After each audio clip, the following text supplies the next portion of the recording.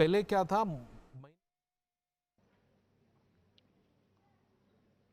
और धीरे धीरे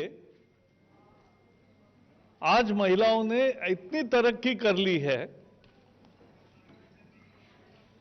कि 26 जनवरी के परेड का रतनलाल जी कह रहे थे, लेकिन अब न नभ न थल न जल, सभी जगह भारतीय नारी ने अपना झंडा और परचम फहराया है। ये बहुत ताकत है।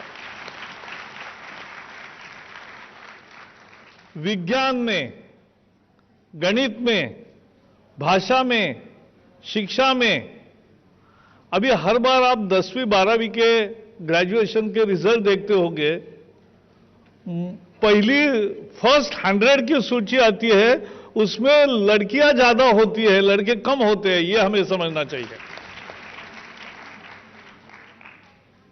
क्योंकि महिलाओं का एक गुण है, जो काम करती है वो सीरियसली करती है, और एक बार लग जाती है तो पूरा दिल से लग जाती है, और इसलिए मेहनत करते रहना उनका धर्म है, काम है और स्वभाव है।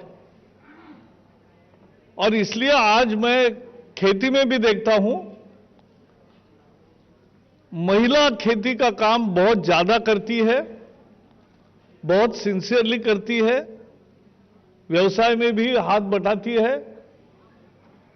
तो यह आज महिला का प्रकट रूप दिखने को मिला, लेकिन फिर भी समस्याएं हैं। सभी जगह महिलाओं को समान नजर से नहीं देखा जाता। महिला को एक कम दर्जे का आंकने का भी रीत रिवाज कहीं ना कहीं है, और इसलिए अन्याय भी होते हैं। और वो अन्याय खासकर घरेलू हिंसा, और मैं बचपन की मुझे याद आ रही है, मैं देहात में रहता था। स्कूल से आते समय शाम को खेत में जो झुग्गी झोपड़ी होती थी, तो वहां पुरुष दारू पी के महिलाओं को और बच्चों को इतना पीटते थे कि उनके रोने से दिल दहल जाता था। तो लगता था कि इनके लिए कुछ तो करना चाहिए, और इसलिए आज महिला आयोग जैसी व्यवस्था जब तैयार हुई, तो धीरे धीरे महिलाएं आगे आई। अगर सही दर्द है तो शिकायत करने लगी, और महिला आयोग की सारी सदस्य भी एक्टिव है, तो वो काम करती है, न्याय दिलाती है, और आगे भी न्याय दिलाते रहेंगे, ये मुझे पूरा विश्वास है। ये जरूर है, लेकिन आज का कार्यक्रम भी आपने बहुत विशेष लिया है। कोविड योद्धाओं का पूरे देश भर से लोगों को बुला के महिला योद्धा जो है उनका समारोह किया, स्वागत किया, सत्कार किया। सफाई कर्मचारी भी है, हेल्थ वर्कर्स भी है, पुलिस भी है, आंगनवाड़ी भी है। आप याद करिए पिछले मार्च की, जब कोविड का हमें परिचय हुआ, लेकिन देश को लॉकडाउन के कारण एकदम समझ में आया कि कुछ हो रहा है। लेकिन हमें तो मंत्रिमंडल में प्रधानमंत्री जनवरी से ही सचेत कर रहे थे कि ये आने वाली महामारी बहुत गंभीर रूप है, और इससे पूरा गणित बिगड़ जाएगा और हमें नया काम करना पड़ेगा। यह प्रधानमंत्री की दूरदृष्टि थी। उन्होंने दुनिया का अध्ययन किया, क्या हो रहा है, देखा क्या होगा, यह समझ लिया, और उसके तहत भारत की रचना पूरी की। और उसके कारण मुझे कभी कभी लगता है 2020 ये मानो डायरी में आया ही नहीं, या कैसे आया और कितना विलक्षण तरीके से उसका सामना करना पड़ा, ये जिंदगी में कोई भूलेगा नहीं। लेकिन 2020 की शुरुआत अगर कोरोना से हुई तो मानव की बुद्धि, प्रेरणा और शोध की ताकत ऐसी होती है कि अगर 20 की शुरुआत कोरोना से हुई तो 21 की शुरुआत ये वैक्सीन से हुई है, ये हमें समझना चाहिए। पहले प्रधानमंत्री जी का नारा था कि जब तक दवाई नहीं तब तक ढिलाई नहीं, लेकिन अब दवाई आई इसका मतलब सब कुछ छोड़ दो, ऐसा नहीं है। और इसलिए उन्होंने नया नारा दिया, दवाई भी और कड़ाई भी। तो ये भारत ने जिस तरह से कोविड से लड़ाई लड़ी और जीती, वो एक दुनिया में मिसाल बन के रह गया। अमेरिका और यूरोप जैसे प्रगतिशील देश, ब्राजील जैसी बड़ी अर्थव्यवस्था, कितने लोग मर गए, जान खो गए, और भारत की तुलना में बहुत ही ज्यादा नुकसान उनका हुआ और समय भी लगा। वहां प्रदर्शन होते हैं अमेरिका जैसे देश में भी कि हम मास्क नहीं बांधेंगे। भारत में ऐसा कोई प्रदर्शन कभी नहीं हुआ। जो सरकार ने कहा उसका अक्षरशः जनता ने पालन किया। मैं उनको भी बहुत बधाई देना चाहता हूं। और आप जो लोग हैं, जो हेल्थ वर्कर्स हैं, उन्होंने तो क्या क्या नहीं देखा। कैसे शुरू में डर था, डॉक्टरों में भी डर था, नर्सों में भी डर था, लेकिन कोई अपने कर्तव्य से चूका नहीं। मरीजों की सेवा की, सफाई कर्मचारियों का भी वर्णन किया, आंगनवाड़ी वालों ने घर घर जाकर कॉन्टैक्ट ट्रेसिंग करना वगैरह सब बातें करी। तो ये महिलाएं बड़ी संख्या में बाहर निकली और उनको जब घर वापस आते थे तो डर लगता था कि कहीं मेरे घर वालों को ना हो जाए। इसलिए अपने फैमिली से दूर भी 2-2 महीने तक रही सारी महिलाएं, उनको तो मैं प्रणाम करता हूं, क्योंकि उनकी त्याग, समाज के लिए काम करने की ललक, और जब समाज को जरूरत थी तब जो काम किया वो उसका कभी देश भूलेगा नहीं। और इसीलिए आज जो स्वागत किया है, रेखा जी आपने जो कार्यक्रम किया उसका बहुत अहम महत्व है, यह हमें समझना चाहिए।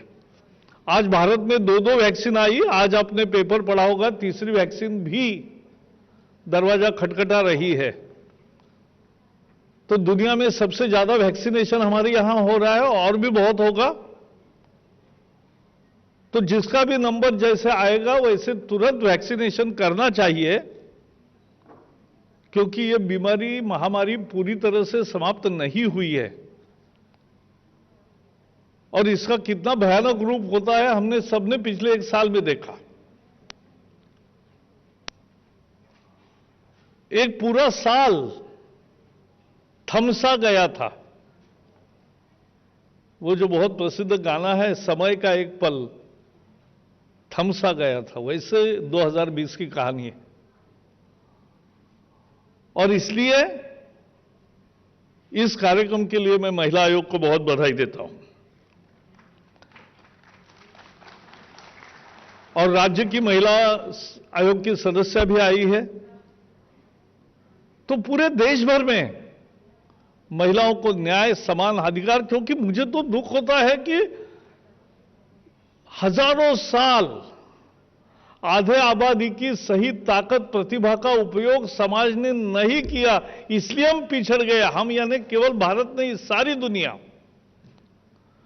अगर पहले ही दिन से महिलाओं को उतने ही अधिकार के साथ अगर हम उसी नजर से देखते, स्त्री और पुरुष में कोई भेद नहीं है यह अगर समझते, और उनमें भी वही ताकत है, वो उल्टी ज्यादा ताकत थोड़ी है, यह अगर हम समझते, तो निश्चित रूप से देश, दुनिया का कल्याण और अधिक तेजी से होता। यह बहुत महत्वपूर्ण बात है। और मैं एक कहूंगा कि मोदी सरकार की हमेशा नीति रही है कि महिलाओं का सक्षमीकरण हो।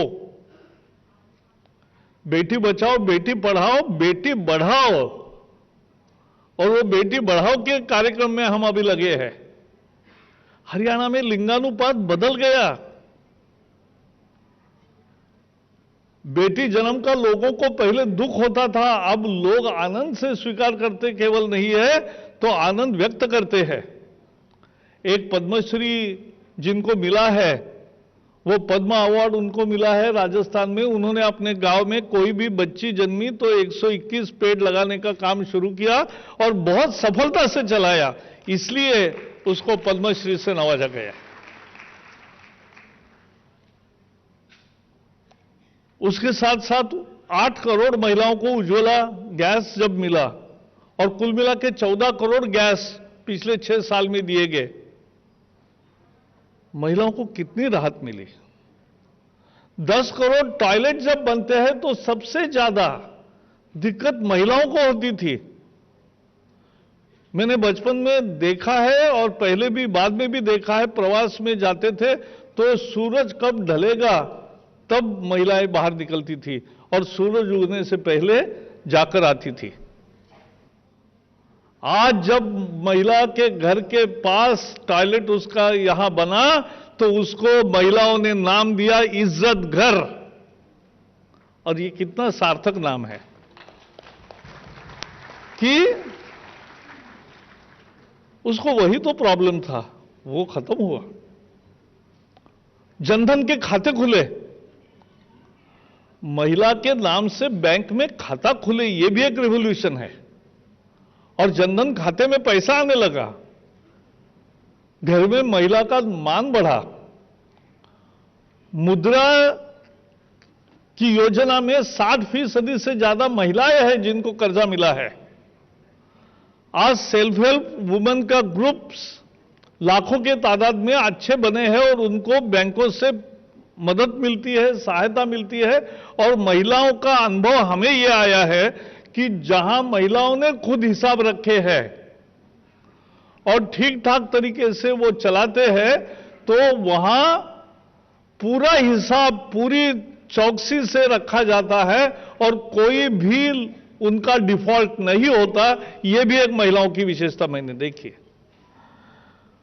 उसके साथ साथ अब अनेक राज्यों में प्रॉपर्टी कार्ड पे भी महिला का नाम लिखना जरूरी हो गया है। और ये सब स्टैंड अप योजना भी महिला उद्यमियों के लिए बनाई है। तो इस तरह से अनेक योजना बनाकर ये कर रहे हैं कि महिलाओं को जो इतिहास की भूल थी उसको सुधार कर महिलाओं को उनके ताकत का सही स्थान मिले, इसके लिए मोदी सरकार प्रयासरत है और उसके लिए हम सब मिलकर आगे बढ़ रहे हैं। इसलिए देश का गौरव है। अमेरिका में पहली दफा एक महिला उपराष्ट्रपति बनी है। हमारे यहां तो सब पदों पर महिलाएं रही है। यह भारत की विशेषता है। लोगों को विदेशों में आजादी के बाद 100 साल के बाद महिलाओं को मताधिकार मिला, हमारे यहां पहले दिन से मिला। तो ये जो सब मिला है, भारत की नारी दुनिया में भारत का डंका लहराएगी, फहराएगी और परचम फैलाएगी, ये मुझे पूरा विश्वास है। आज के बहुत अच्छे कार्यक्रम के लिए आप सबको बधाई, बहुत बहुत धन्यवाद।